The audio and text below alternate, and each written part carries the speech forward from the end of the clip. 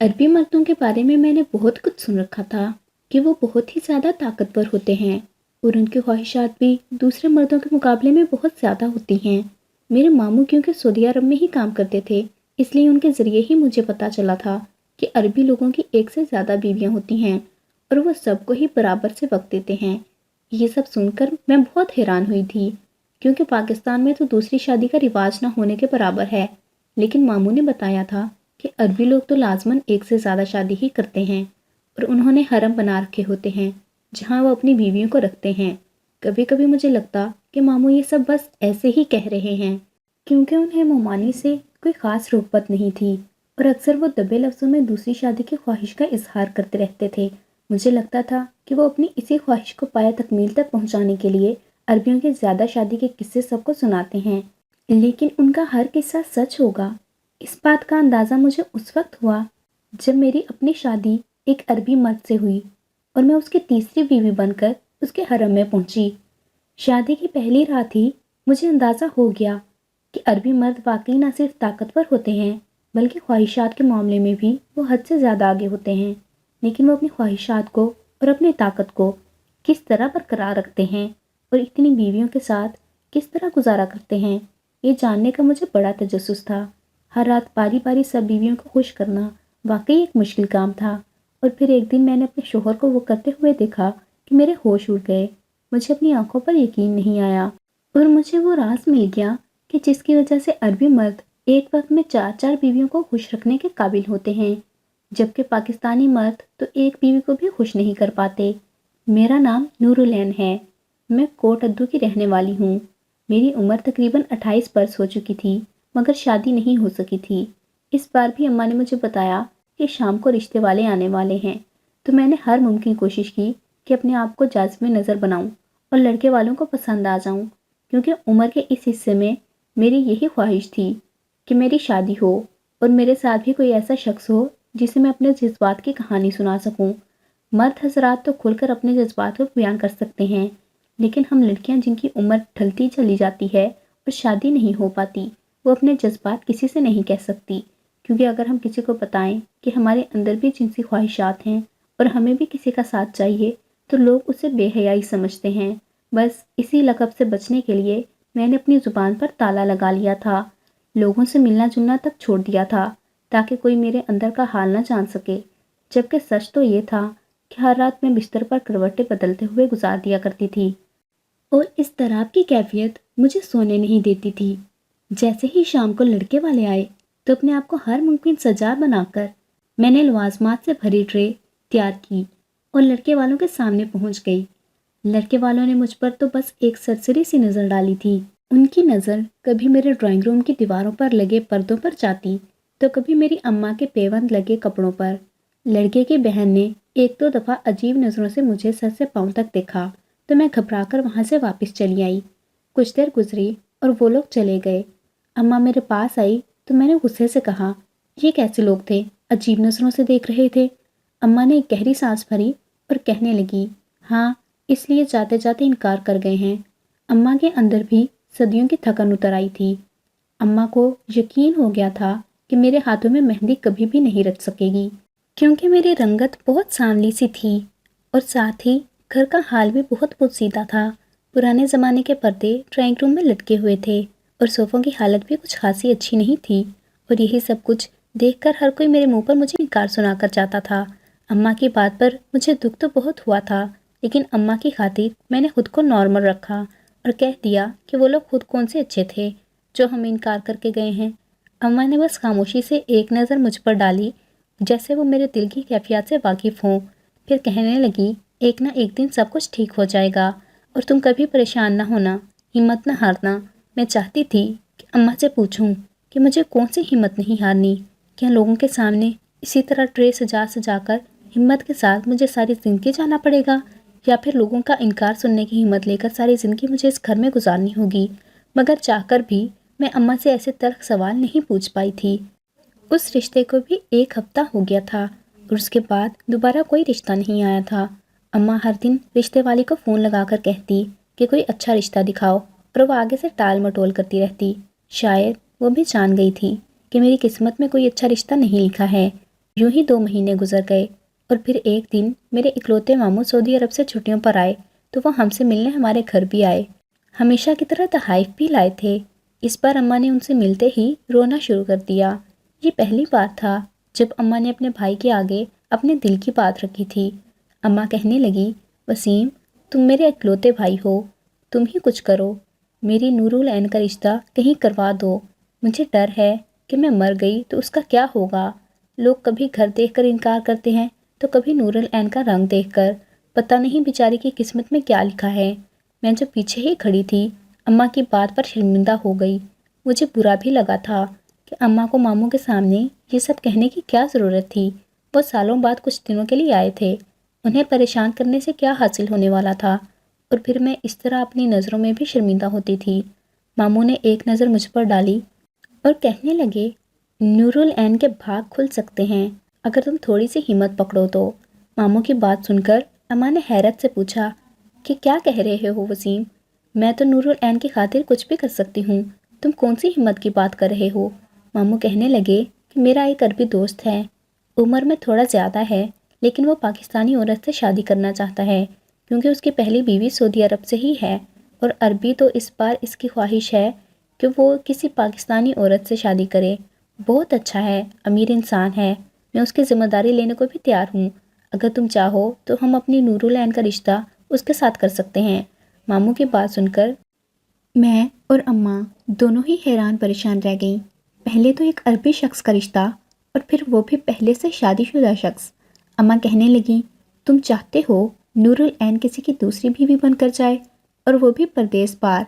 मामू कहने लगे कि जब पैसा हो तो फिर फ़र्क नहीं पड़ता कि आदमी की कितनी बीवियां हैं। वो नूरुल ऐन को अलग घर में रखेगा, खुशियाँ देगा, उसकी ज़िंदगी में किसी चीज़ की कोई कमी नहीं होगी। मैं भी वहीं रहता हूँ, नूरुल ऐन का ख्याल रखूँगा। रही बात उसकी पहली बीवी की, तो वो अरबी औरत है, उसे इन सब चीज़ों की आदत है क्योंकि अरबी लोग ज़्यादा शादियाँ करते हैं। उनकी नज़र में इसमें कोई भी कबाहत नहीं है। ये तो हमारे पास की औरतें होती हैं जो शोहर की दूसरी शादी पर हंगामा खड़ा कर देती हैं। तुम पाकिस्तान में किसी को ना बताना कि नूरुल ऐन का शोहर पहले से शादीशुदा है। बस यही बताना कि एक अच्छा रिश्ता आया और तुमने शादी कर दी।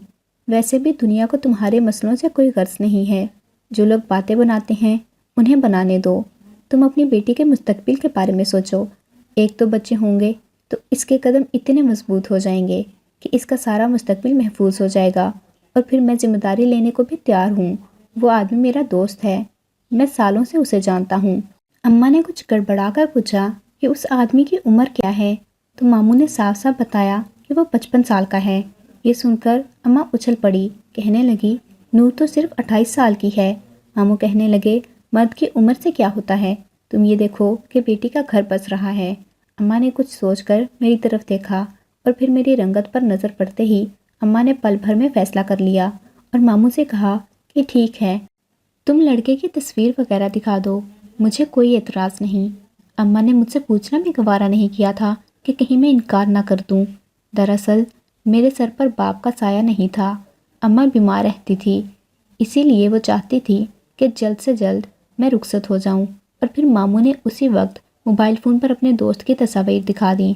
वो बड़ी बड़ी गाड़ियों के आगे मामू के साथ ही खड़ा था। कहने को 55 साल का था, लेकिन देखने में जवान लग रहा था। मामू ने उसकी पहली बीवी की तस्वीर भी दिखाई, लेकिन वो पूरे हिजाब में थी।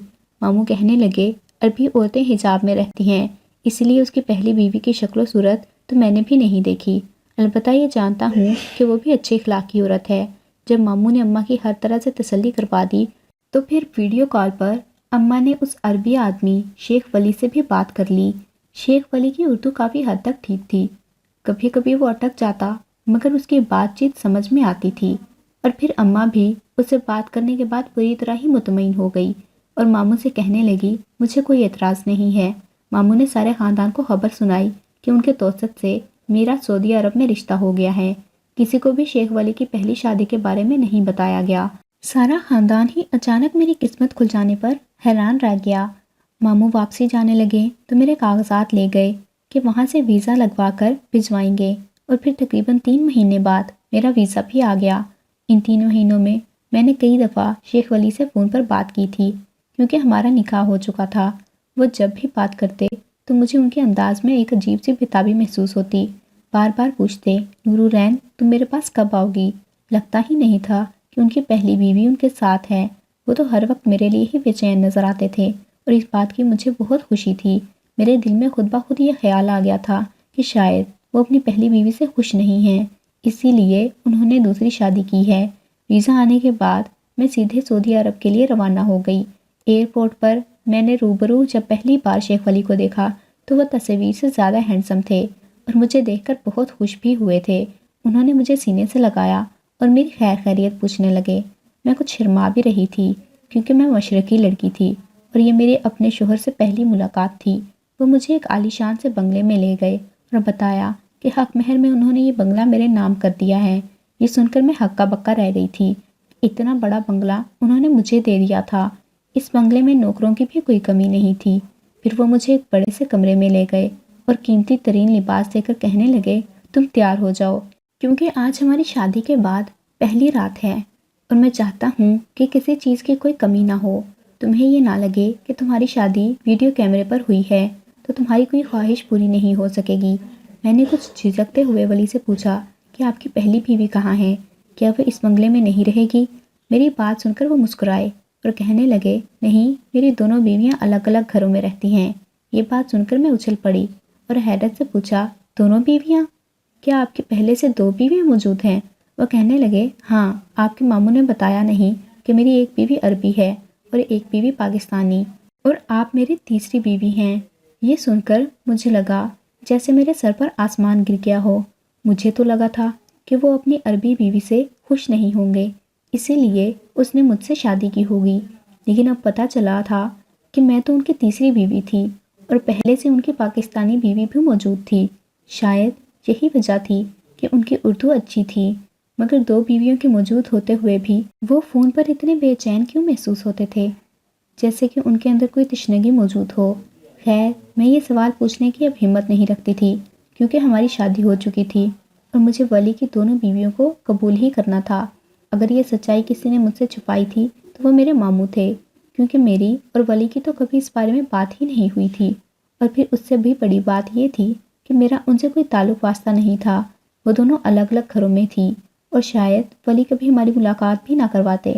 میں نے حالات کو قبول کر لیا تھا کیونکہ اس کے سوا کوئی چارہ بھی نہیں تھا۔ بڑی مشکل سے تو میری شادی ہوئی تھی۔ میں کسی بھی بات کو دل سے لگا کر اپنی خوشی خراب نہیں کرنا چاہتی تھی۔ میں ولی کا دیا ہوا مہنگا ترین لباس پہن کر دلہن بن کر بستر پر بیٹھی تو کچھ ہی دیر بعد وہ پھولوں کا گلدستہ لیے میرے پاس چلے آئے۔ انہوں نے مجھے قیمتی ہیروں کا ہار تحفے میں دیا اور پھر کہنے لگے کہ آج سے تم میرے دل کی ملکہ ہو۔ یہ بات سن کر میں بہت ہی زیادہ خوش ہو گئی تھی۔ مجھ جیسی سامنے رنگت والی لڑکی کو اگر کوئی خوبصورت سا شخص ایسا جملہ کہے تو واقعی یہ بات بہت ہی خوشی کی ہوتی ہے۔ اور پھر یہ شخص تو میرا محرم تھا، لیکن اس کے بعد آگے بڑھ کر جس طرح کی جسارت ولی نے کی، میں ہکا بکا رہ گئی۔ پھر ساری رات ہی میں ان کی جسارتوں کے آگے خود کو بے بس محسوس کرتی رہی۔ میں نے سوچا بھی نہیں تھا کہ ولی 55 سال کی عمر میں نہ صرف اس قدر طاقتور ہوں گے بلکہ خواہشات سے بھی بھرپور ہوں گے۔ دو بیویوں کے ہوتے ہوئے تیسری شادی کرنے کے باوجود بھی وہ میرے ساتھ بالکل اس طرح پیش آ رہے تھے جیسے یہ ان کی پہلی شادی ہو اور وہ ابھی کوئی 22 سال کے نوجوان ہو۔ 2 گھنٹے میرے ساتھ گزارنے کے بعد اچانک ہی ولی نے ایسی بات کہی کہ میں دنگ رہ گئی۔ ولی تو ہر تھوڑی دیر بعد مجھے حیران کر رہے تھے۔ وہ کہنے لگے کہ اب میں اپنی بڑی بیوی کے پاس جا رہا ہوں، تم سکون سے سو جاؤ، میں کل تم سے ملنے کے لیے آؤں گا۔ میں نے حیرت سے پوچھا کہ اتنی رات کو آپ کیوں جا رہے ہیں؟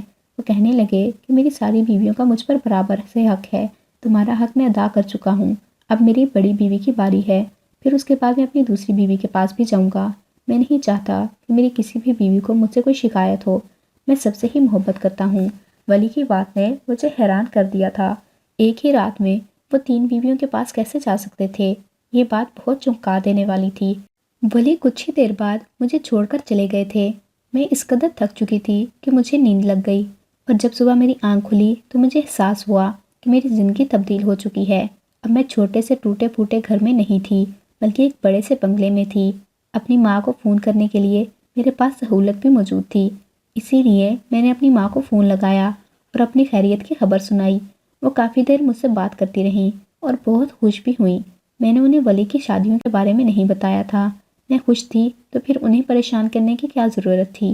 شام کے وقت جب ولی آئے تو مجھے دیکھ کر کہنے لگے، تم تیار کیوں نہیں ہوئی ہو نورالعین؟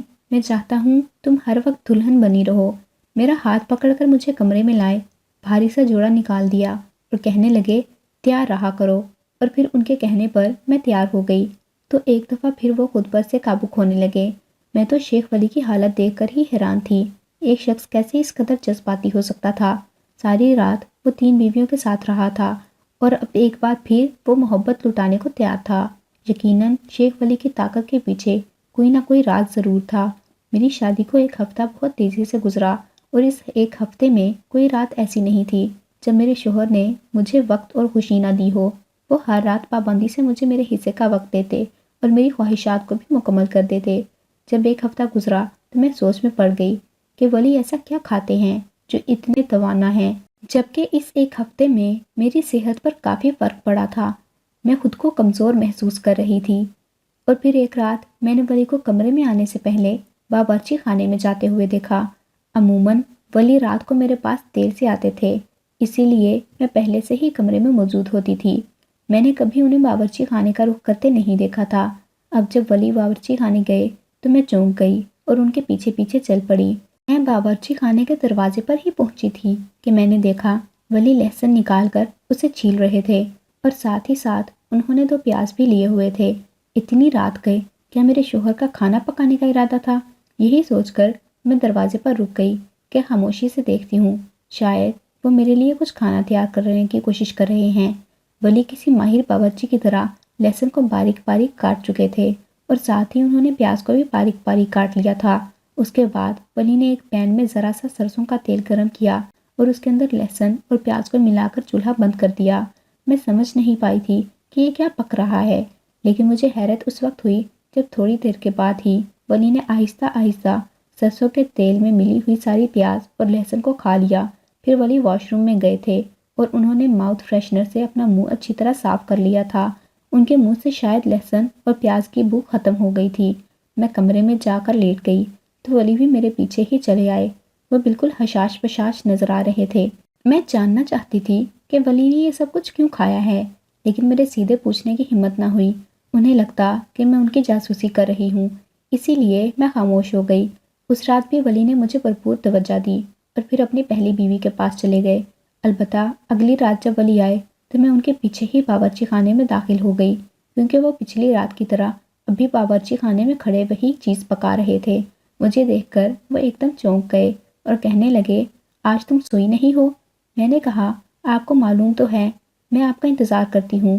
وہ مسکرائے اور کہنے لگے، بس آ ہی رہا تھا، تمہارے پاس آنے سے پہلے تیاری کر رہا تھا۔ ولی کی مسکراہٹ پر میں نے چونک کر پوچھا کہ کیا تیاری کر رہے تھے؟ انہوں نے اپنا تیار کیا ہوا مکسچر مجھے دکھایا اور کہنے لگے، یہ بہت ہی کمال کی چیز ہے، اس کو کھانے سے میں ایک وقت میں اپنی 3 نہیں 4 بیویوں کو خوش رکھ سکتا ہوں۔ ولی مجھے بتانے لگے کہ یہ ان کے دادا کا بتایا ہوا نسخہ تھا، اس پر عمل کرنے سے واقعی وہ بہت زیادہ خود کو طاقتور محسوس کرتے ہیں، اور سب سے بڑھ کر یہ کہ انہیں کولیسٹرول جیسی بیماری نہیں ہو سکتی۔ میں نے حیرت سے پوچھا کہ کیا پیاز اور لہسن کے استعمال سے کوئی خاص فرق پڑتا ہے؟ وہ ہنس کر کہنے لگے، ہاں یہ تو عام سی بات ہے، یہ دونوں چیزیں کھانے سے مردانہ طاقت میں اضافہ ہوتا ہے اور بہت سی بیماریوں کا خاتمہ بھی ہوتا ہے، اور خاص کر ایک وقت میں زیادہ عورتوں سے مباشرت کرنے کی وجہ سے انفیکشن وغیرہ ہونے کا جو خطرہ ہوتا ہے وہ بھی ختم ہو جاتا ہے۔ اسی لیے میں پابندی سے استعمال کرتا ہوں، اور تمہیں پتہ ہے کہ میں چوتھی شادی کرنے جا رہا ہوں۔ میں نے ایک بیوہ عورت کو اپنے لیے منتخب کیا ہے۔